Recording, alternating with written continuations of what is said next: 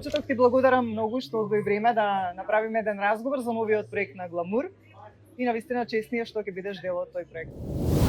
Ви благодарам и на вас за поканата и ви благодарам и за досегашната поддршка.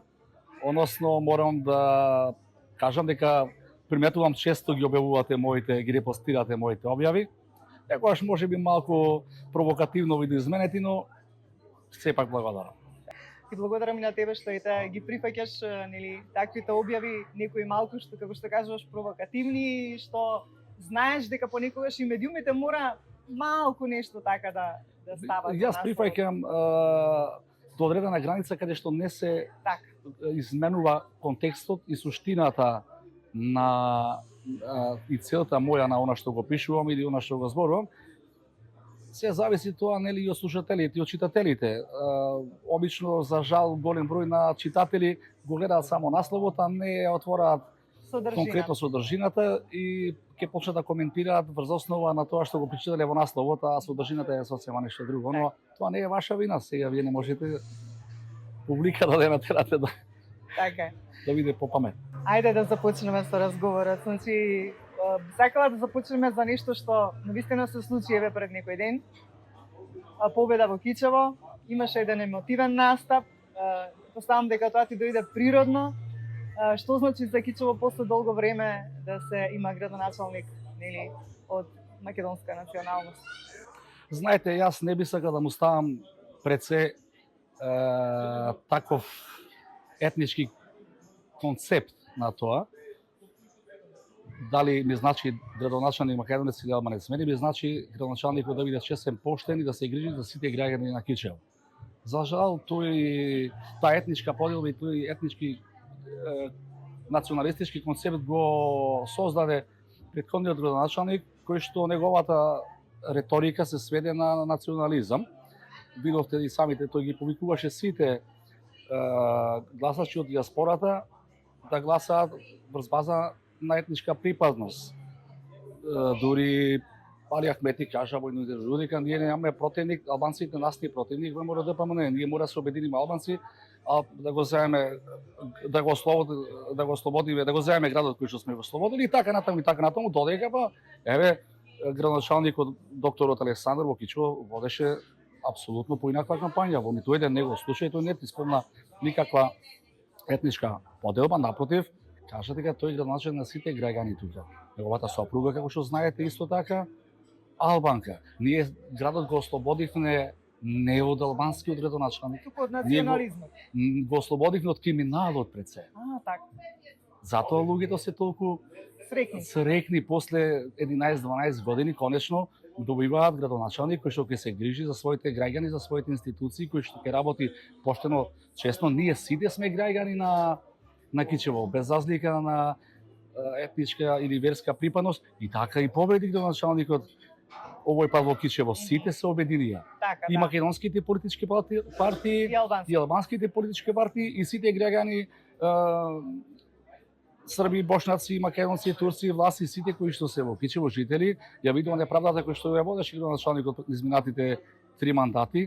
И според тоа го казнија, и не би сакал да се става таков некој националистички или етнички бидејќи презнак. знаеме дека и супругата негова е нели од албанска Дефинитивно. Што е тоа што најмногу му недостига сега на Кичево? Што треба најпрвин да се реши во Кичево? Не живеете таму вие, меѓутоа нели потекнувате од таму, претпоставам вашите родители се таму, што треба најмногу да се среди во градот? Што се најголемите проблеми во Кичево? Кичево за жал во моментов има проблем со иселувањето како и сите други градови во Македонија. За да се надмине тој проблем, се разбира треба процес на едно социјално здраво и економско здраво општество, за да не би заминувале нашите сограѓани во диаспората. Сите ние кои што сме родени во Кичево, срцето се уште чука во Кичево. За жал, како викаат нели старите, патриота со гладен стомак не бива. Кичево мора да се работи на развој на економијата, отворање на мини макрофирми, отворање на оние фабрики кои што веќе се затворени, од кои што екзистира многу кичевчани, како штафарата, копачка, и ред други. За жал, Кичево моментално работи само од една државна институција, тоа е РЕК Осломе, и мислам дека има една фабрика за производство од странски инвеститори, се КСС за производство на водочни перничиња. Многу треба да се работи тука и фокусот, верувам дека градоначалникот ќе го насочи кон таа проблематика, да се отворат 50 работни места за една екзистенција за кичевчани. Тој проблем го имаат и македонците и албанците. Албанците, мене ми е мило, има многу честни и поштени луѓе од нив. Ја видов овој пат грешката на нивниот градоначалник, кој што си правеше се во интерес на партијата и на неговиот личен интерес, заборавајќи ги обичните албански граѓани, за македонските да не зборам, поради таа негова, да ја наречам, неспособност, го доби овој резултат кој што го доби, бидејќи видете, мајките исто плачат за своите деца, и македонките и албанките. Куќите кога ќе се затворени, и албанците ги боли исто и македонците ги боли исто.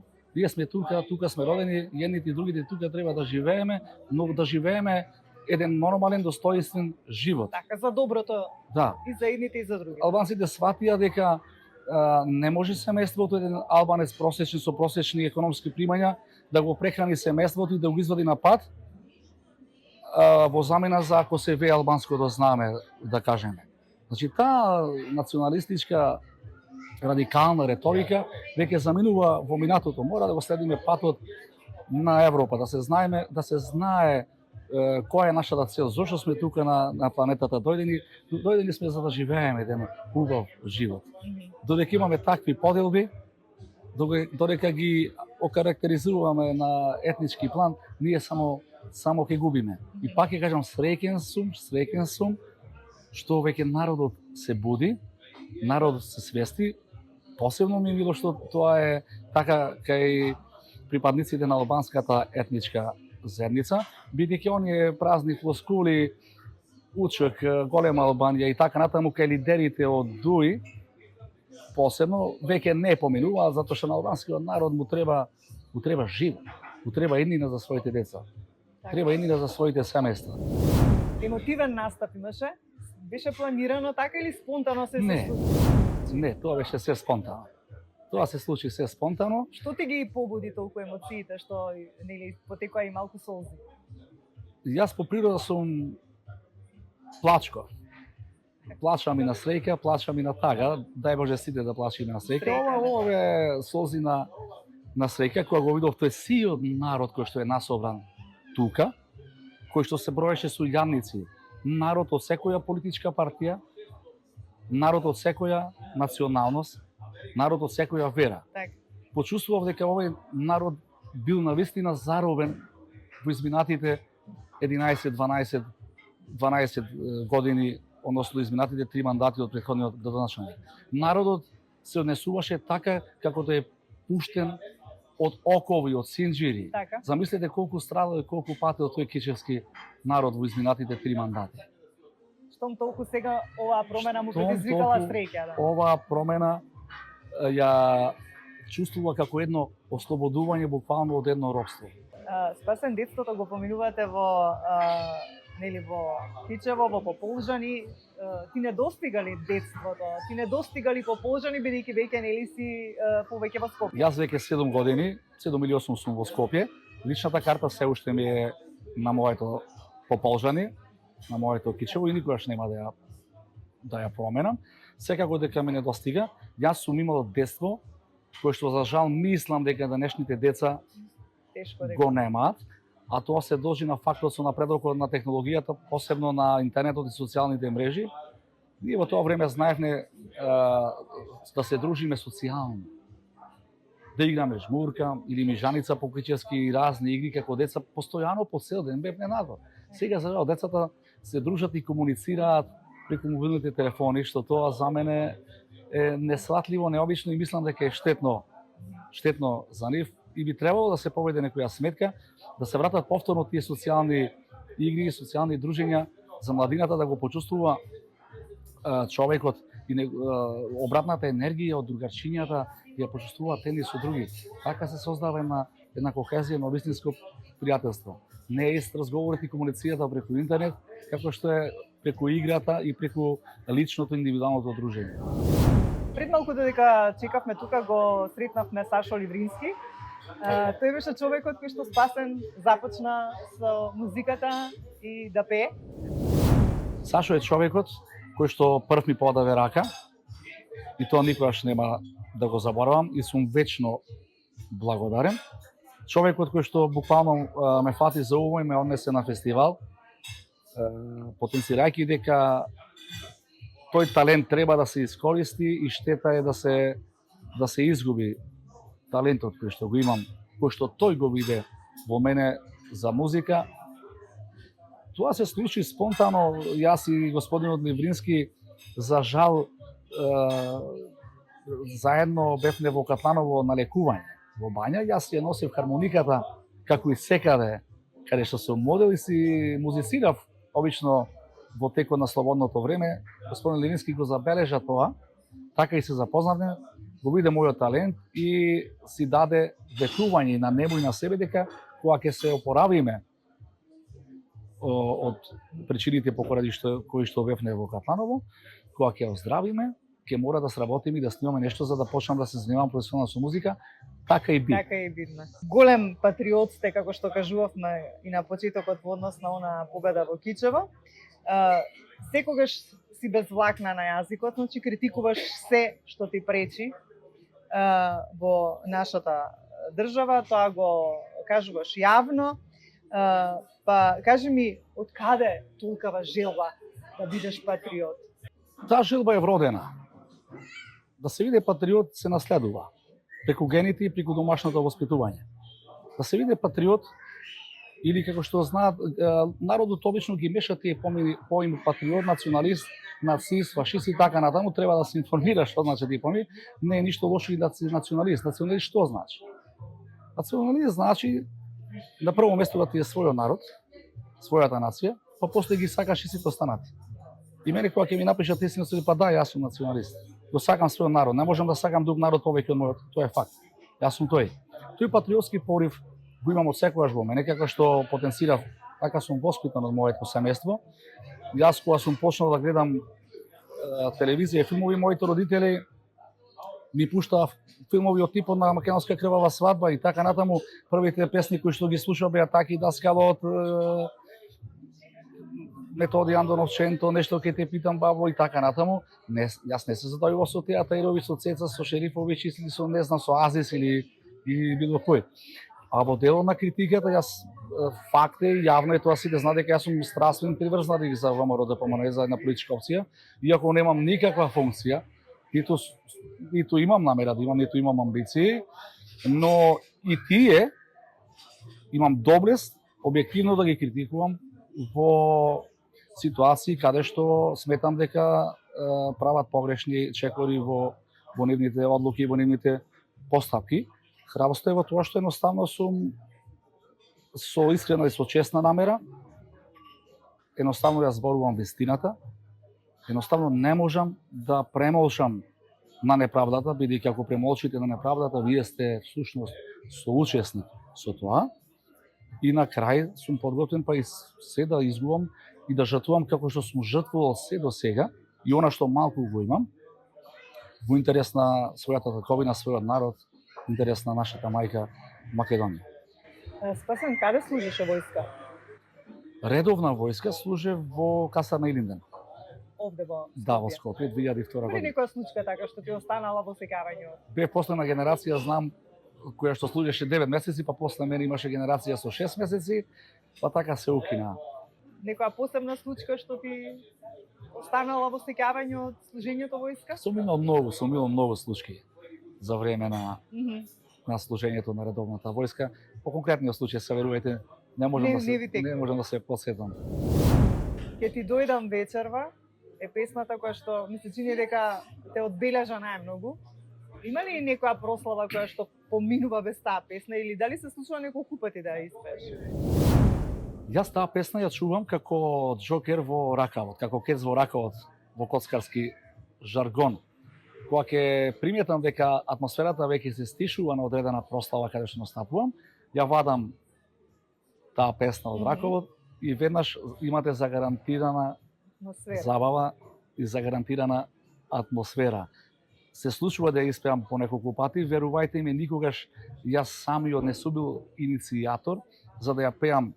Напротив, од толку многу што сум ја пеел, иако е моја песна, иако ја сакам, дури ми стана и досадна, и кога ќе ми порачуваат по неколку пати, викам каде сега повторно таа, па веќе ми се досади, дајте нешто друго. Но ете, народот си ја сака песната, си ја слуша и тоа ме прави мене навистина горд и среќен бидејќи и горд бидејќи песната е моја, јас сум автор на таа песна и како што кажавте, таа ја обележа мојата кариера и беше една одскочна даска за да ме примети и оној круг на луѓе, на публика, на слушатели кои што можеби не ја слушаат толку многу па и мојата лично музика, па и воопшто народната фолк музика.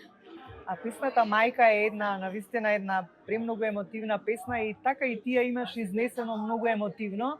Ја има напишано твојата мајка. Дали е создадена токму за вашиот однос мајка-син или љубовта кон мајката? Како? Мојата мајка е автор на 98% од моите песни.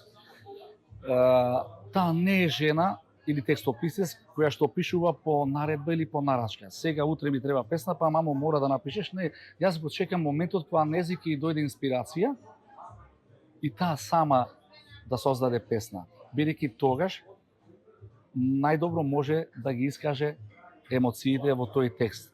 Кога ќе почувствува дека е време и дека има внатрешен порив за да напише нешто, така и создадена и таа песна, и верувам дека во таа песна се пронаоѓаат сите мајки, не само мојата мајка, иако во сите незини текстови, кои што јас ги пеам, има околу 60-70% вистина од мојот живот, од останатиот дел секако е можеби помалку, да кажам, зголемен или набилдан, со цел да се доведе поблиску до публиката. Кажи ми, пред извесен период имаше проблеми со здравјето, сега си во ред, добар си, се заврши интервенцијата? Супер сум, сега сум како младич од 20 години. Так. Добри, сега не сум стар, имам 25, ама... Кажи ми, тоа беше некоја рутинска интервенција? Рутинска интервенција, има висок крвен притисок. Добро. Постигнуваше дури високиот крвен притисок до горна линија дури од 200. Со тоа се носев 7 или 8 години. Постојано примав терапија, но никако не ми помогнуваше терапијата. Како причина за тоа била некоја си вродена мана, не знам медицински сега како се нарекува тој термин, ПФО, некоја си народно дупче во зидот кој што дели левата и десната комора, па доаѓа до мешање на нечиста со чиста крв. Тоа ми создаваше еден висок притисок и главоболки. Сега го решивме тоа. Сега сум како нов. Се дружите ли со колегите? Каква е дружбата на естрадата? И дали имаш вака наум некој дует со кој што би сакал да го снимиш со некоја можеби колешка од македонската естрада или колега? Се дружиме и тоа многу се дружиме. Со кој повеќе, со кој помалку, се разбира. Зависи од обврските кои што ги имаме и од пристапноста меѓусебна, односно меѓусебната кохезија, знаете, со секој, со некој се дружите можеби повеќе поради природните согласувања или сличните размислувања. Со некој исто така можеби се дружите помалку поради одредени работи во кои што не се согласувате, односно не ви од едноставно муабето, но во глобала јас со 99% од естрадата се дружам, имам многу блиски односи како со фолк естрадата, така и со поп естрадата. Единствениот дует кој што го имам јас снимано е со Сузана Спасовска. До сега. До сега. А дали би имал вака желба? Да, размислувам. Сега веќе треба да снимаме дует. Подготвен е. Песната е веќе подготвена, аранжманот е подготвен, само треба да се влезе во студио да ја испееме дуетска песна со Сузана Гавазова. Со Сузана. Имаме една интересна песна која што ќе ја снимаме со Кукулеле, Роберт и Панки. Таа интересна комбинација. Така, интересна, да. А многу ми е жал, исто така имавме одлично дружење, одлична соработка и со нашите покојни Панчо и Андреј од ДНК, и со нив требаше да го снимаме дуетот кој што го има да го преснимиме, кој што го има Нулта Позитив и Мирко Митревски, не знам колку се сеќавате на Отвори го пенџерчето, така да тие да го пеат тоа делото Нулта Позитив, јас со Мирко Митревски мислам дека таа ќе ја доведеме песна повторно во етер, ќе се оживе, но за жал се случи тоа што се случи, многу ми е криво. Тоа остана во оние неостварени желби и планови, за жал. Можеме да ве видиме на малите екрани и улога на водител и јас како лице од медиумите можам да кажам дека одлично се сноѓате, како да тоа ви е така некако природно и вродено. Знаете, јас кога ја добив поканата да бидам дел од тој проект Везилка, и јас се чудев самиот зошто. И мило ми е што го добив одговорот од уредникот на емисијата, одговорот кој што е навистина за мене од големо значење. Кога го прашав зошто токму јас, едноставно ми одговори: во тебе гледаме потенцијал, во тебе гледаме моменти кои што ги поседуваш. Еден од ретките во естрадата, тоа беше голем комплимент за мене. Иако на моје негодување дека не можам да се снајдам јас во таа улога, сепак уредникот ме убеди, вика пробај, ќе видиш дека 2 до 3 емисии после ќе видиш, верувам, вика, во тебе уредникот имаше поголема доверба во мене отколку јас самиот. Да ве сакам да го поздравам во момент господинот Методија Алексов. И фала му на Бога, за сега добро оди. Веќе ти стана нормално да го... Да, ми стана нормално. Знаете, јас не глумам новинар или не глум водител. Јас едноставно таму се представувам онако како што сум и природно. Да, меѓутоа внимавате на... И со мојот речник, и со моето однесување, сакам да бидам духовит, сакам да бидам насмеан, да донесам некоја нова свежина, сакам да бидам и аниматор во одредени ситуации. Се надевам дека успешно го правам тоа, а тоа го покажуваат бројките и фактите и коментарите кои што ги добивам секојдневно од гледачите, па и бројките кои што ги имаме како показател во телевизијата за гледаноста на емисијата. Се надевам дека ќе продолжам успешно да го правам тоа. Во брак сте со Ана. Со што ве освои Ана? Како се запознавте? Ана ме освои со незината честност, со незиниот морал, со незината етика и со незината топла душа. Што е рецепт за успешен брак? Бидејќи знаеме дека музичарите вие имате навистина на специфична професија за која што жените треба да имаат навистина големо разбирање. Го има ли тоа разбирање Ана за твојата професија? Ана е по принцип помалку љубоморна, како и сите. Се разбира, човек кој што е влюбен и природно е да биде љубоморен. Ја разбирам дека во одредени моменти и недостасува моето присуство, како и на нејзи, така и на децата, но како викаат, мора да се жртвува човек, да даде нешто од себе во интерес на фамилијата, на семејството и на децата. Јас можам да бидам дома постојано со нив, но нема да ги имаат тие поволности кои што ги имаат од мојата работа доколку бидам дома. Така да се жртвувам сами од себе си, го жртвувам моето време, се со цел за нив, повторно, за да им биде убаво на мојата сопруга и на моите деца. Ке да прашам едно прашање вака, кој бил најтажниот и најтешкиот период во тој живот? Имало многу тешки моменти. Јас сум пораснат во една средина каде што буквално сме се бореле за да се прехраниме. Имало тешки моменти каде што во моментите кога требаше заврши гимназија, требаше да се запишам на факултет, истиот ден татко ми го вркаат од Рава. Доаѓа дома, немаме за леп.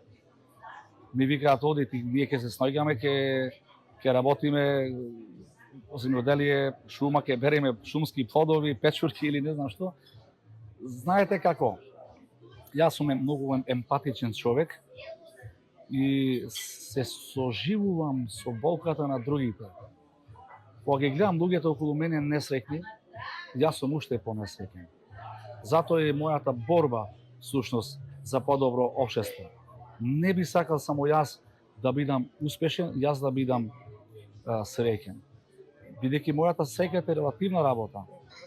Се е поврзано. Јас сум дека кога сите имаат, кога сите се среќни, кога сите се здрави, тогаш сум јас најсреќен. Не ми вреди ништо само јас да имам, или финансиски бенефити, или здравствени бенефити само јас, доколку сите околу мене се болни, сиромашни, несреќни, повторно ќе го потребам тој израз.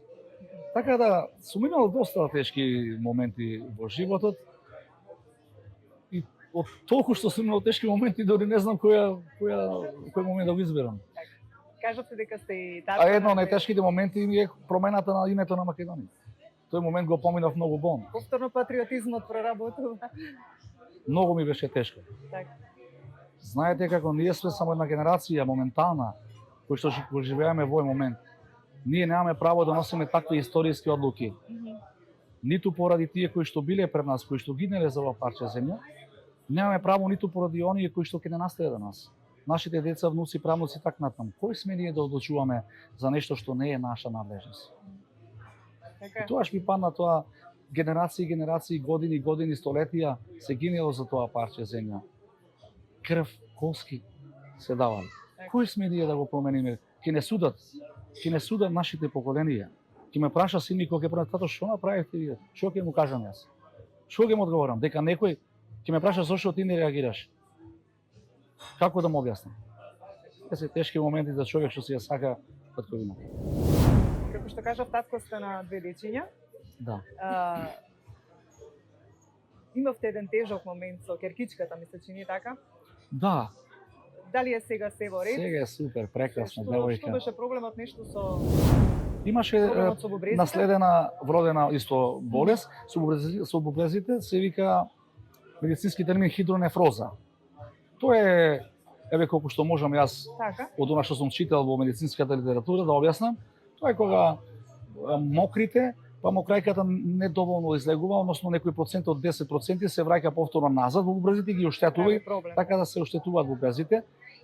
Но поминав на едно премрежје во животот, но се упоноси со Божја волја го средив и тоа фала на Бога. Еве ова нека биде апел за сите кои што имаат таков проблем со своите деца, слободно да ме исконтактираат. Сите информации кои што ги поседувам за патот кој што сум го поминал за да дојде до дефинитивно и апсолутно излекување на моето девојче, да им го пренесам и на нив и да им помогнам колку што можам околу тој проблем, бидејќи навистина цела медицинска литература, проблематика ја изучив јас лично, само за да најдам решение и одговор и најдов.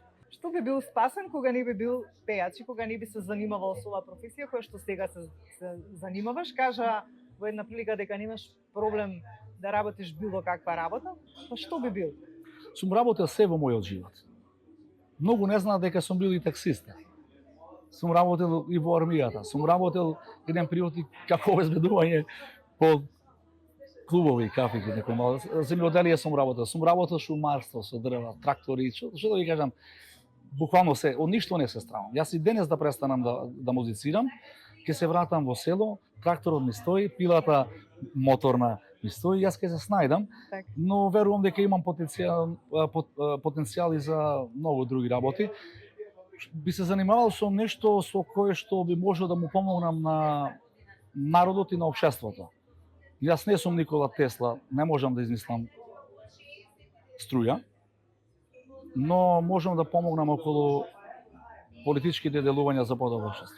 Сега кога би биле премиер или некој на функција, бидејќи нели многу го потенцирате тоа све што не е во ред нели во нашава држава, што би било тоа што прво би го направил? Би изградил комплекс на огромен затвор. Затоа што сметам дека многу криминалци од оваа држава треба да го најдат местото таму, а ги има толку многу што во овој момент капацитетите мислам дека не е можно да ги соберат. Толку имаме кај нас престапници на законот, односно криминал кој што се краде од народниот джеп. Криминал кој што е краден со децени на со години, не само сега, вчера, завчера, 5 години. 30 години се краде оваа држава. И никој не одговара за тоа. Одговара човек со 10 кебапи. Одговара некој што ја скубнал министерката за коса, лежи 4 години во затвор. Оние кои што нанесоа огромна како културолошка, така и финансиска штета на државата, никој не одговара. За жал. Народот ќе ја врати својата доверба кон Македонија, кога ќе види дека правдината конечно функционира, дека секој престапник на законот ќе си одговара соодветно оноку колку што заслужува. Тука е најголемата разочараност кај сите граѓани во Македонија. Така. Постојат луѓе кои што не можат да ги прехранат своите семејства од денес за утре. Ја везувајте ми се случувало, жал ми е да кажам, ми е тешко. Ќе ме сретне човек на улица, вика те молам дај ми 50 денари да му дадам на синчето за на школа да има за геврек или за типа да купи. Додека некој има милиони јахти и така натаму. А тие се наши пари, народни пари. Пари од македонците, од албанците, од турците, од србов, сите кои што сме во оваа држава. И никој за тоа не одговара. Во делот на културолошкиот националниот предавства на национални интереси. Тоа се казнува со гилотина, не со затвор. Предавства на народ, на нација, територијална распределба и многу донесени закони и грешки кои што не се против уставот, кршењето на уставот, тоа е врховното право. Останува неказнато. Додека не почне да се казнуваат кај нас криминалците и антидржавните структури, они уништувачи, народот ќе губи секогаш довербата во својата земја, ќе се разочарува и ќе бега надвор, ќе се иселува. Многу луѓе бега надвор затоа што од таа причина. Не можам вика да гледам неправда. Ќе се изборам за леп, ќе садам помпири, ќе јадам, но не можам да гледам неправда. За жал, критериумите се поместени. Она што е добро, дојде време да се критикува. Тоа што е лошо, дојде време да биде тренд, да биде пофалувано. Не знам дали луѓето се религиски образовани, не знам дали читаат теологија, без разлика дали Куран, дали Библија, дали одат во синагога. Луѓето се апсолутно овој народ во ова денешно време е оттрнат од оние 10 Божи заповеди. Не лажи, не кради и така натаму. И сега ако вие се однесувате нормално во едно вакво блудно општество, вие ќе бидете осудувани. Затоа што вие не сте нормален во очите на оние другите кои што стварно се ненормални. И вашата нормалност, бидејќи е единствена и уникатна, станува за нив ненормална. Па вие ако направите едно добро дело во општество, обично, едно утро да станете и да му дадете на некој непознаник, поверете на Роза. Браво, како го направивте ова, како... Па добро, што има толку да се крива фама, тоа е нормално да се прави. Нас ни е чудно кога некој ќе постапи добро по морал и по етика. Да. А тоа треба да биде нормално. За жал. Нешто што се случи исто пред некој ден, кажавте дека само мудро ќе си молчите, тоа беше инцидентот со концертот на Цеца во Велес. Така. Имате некој коментар во однос на тоа? Мудро ќе си молчам. Значи останувате некој. Имав еден коментар во мојата објава. Така. Се знаеше тоа. Се подсмевнувам така. Да, вика еден коментар, вика не е спасен. Треба да се бориш, не да молчиш. Кажи дека тоа не е добро. Зошто сега да молчиш? Знаете што му одговорив? И јас ова го предвидов многу одамно. И кога јас критикував, сите молчевте, а тие што не молчеа, ме критикуваа мен. Еве сега дојде тоа за што сум зборувал јас долго време.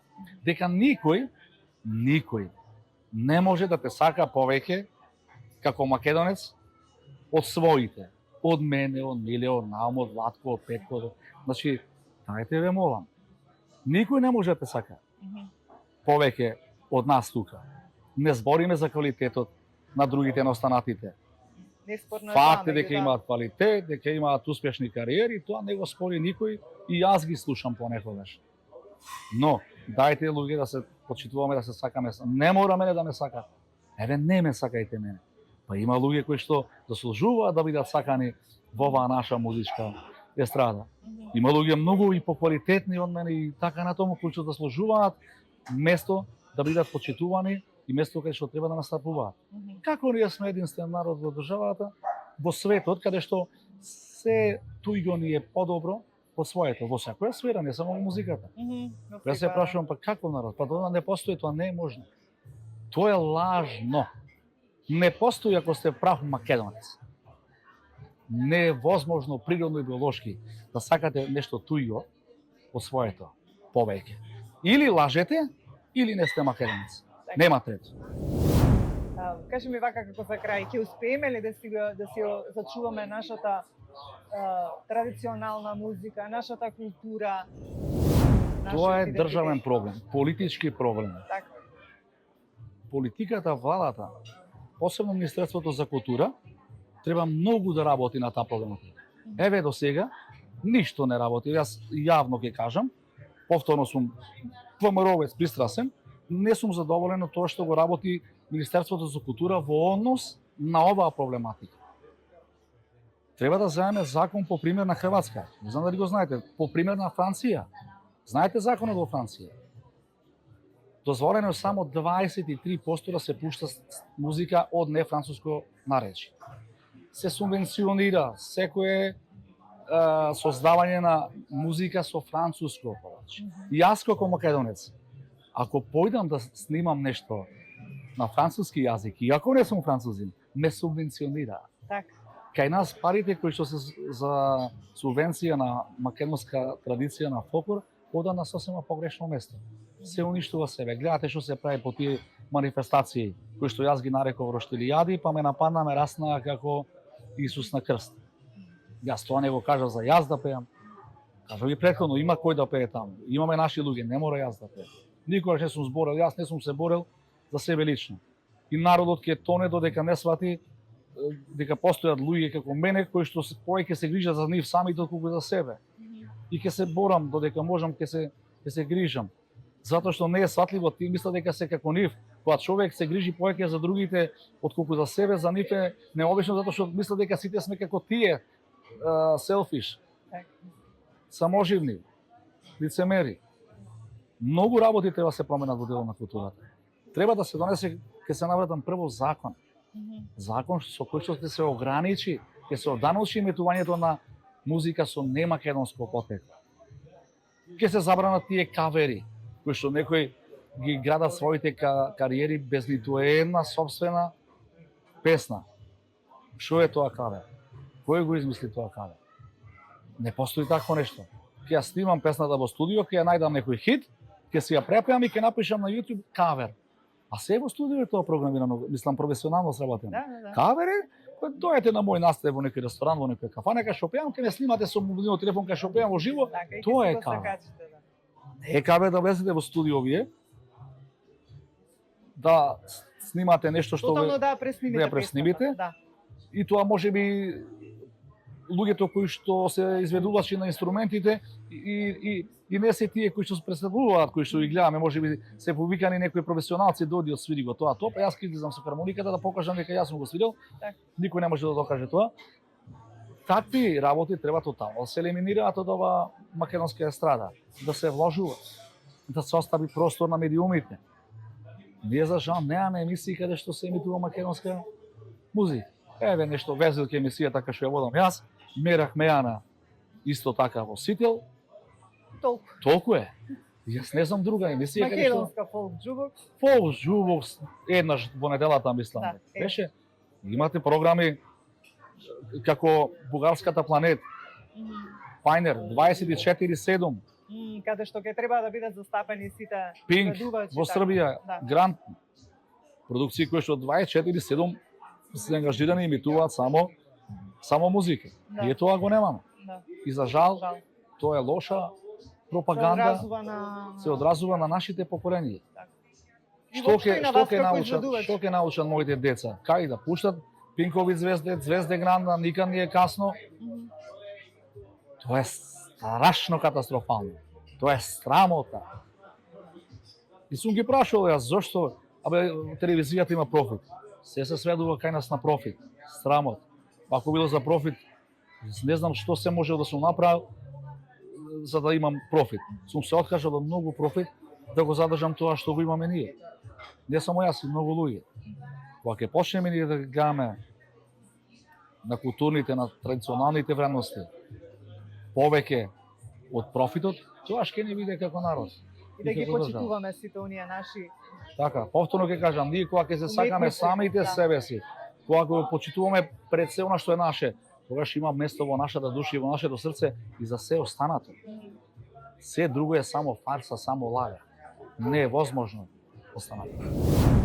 Стосен кажа дека ќе излезе нешто ново од тебе, кои ти се вака други некои планови во блиска иднина, дали можеби негде ќе отидеш надвор од земјава? Да, сега ова кај среда имам 2 или 3 песни за снимање.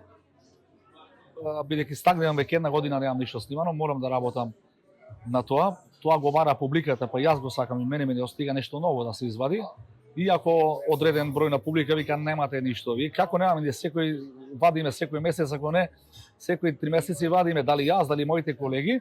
Ама кога ќе прашаш србите има нешто ново, Харис Џиновиќ со песна од пред 40 години и тебе сам ситка фаноме, ова вика е нешто ново. Браво. Ново од пред 40 години, а нашето вчера е старомодно. Тоа се оние неписмени луѓе кои што се изфрустрирани, кои не разбираат, кои што не се сакаат самите себе си до 12, после 12 ги мрадат сите.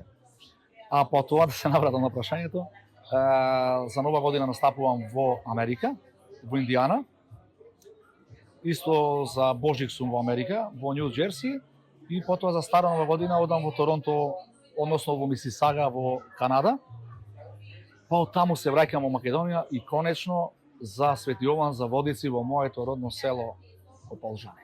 Исклучувам телефон, 3 дена и 3 ноќи не сум тука, не сум достапен.